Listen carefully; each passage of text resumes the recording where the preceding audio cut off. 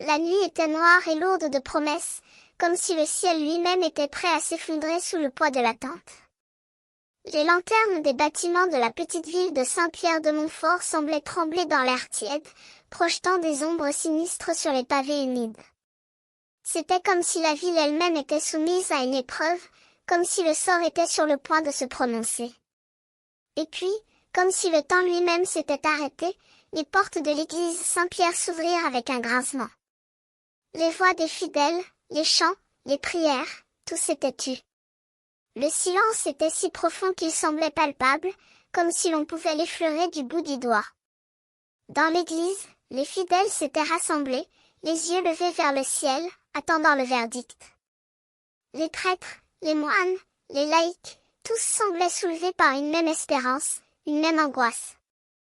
Et au centre de cette assemblée, un homme qui semblait avoir été choisi pour porter la parole du ciel, se tenait debout, les yeux fermés, les mains jointes en prière. Soudain, comme si la voix du ciel elle-même se faisait entendre, un vent étrange s'installa dans l'église.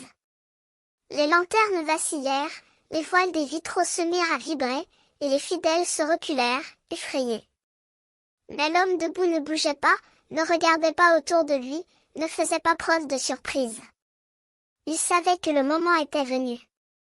Et puis, comme si le vent avait atteint son paroxysme, les portes de l'église s'ouvrirent à nouveau, mais cette fois-ci, elles s'ouvrirent avec une force inouïe, comme si le vent avait soufflé avec une intensité infernale. Les fidèles se précipitèrent vers les portes, les yeux écarquillés de terreur, et l'homme debout, il sourit comme si la promesse était enfin accomplie. Le vent s'éloigna, laissant derrière lui un silence écrasant. Les fidèles se tournèrent vers l'homme, et y virent que ses yeux brillaient d'une lumière intérieure, que sa bouche souriait d'une bienveillance infinie. Il avait reçu le message du ciel, et il le portait en lui, comme une flamme qui brûlait dans son cœur. Vive le vent, qui avait apporté la réponse attendue. Vive le vent, qui avait soufflé la vie dans les cœurs des fidèles. Vive le vent, qui avait apporté la lumière dans la nuit.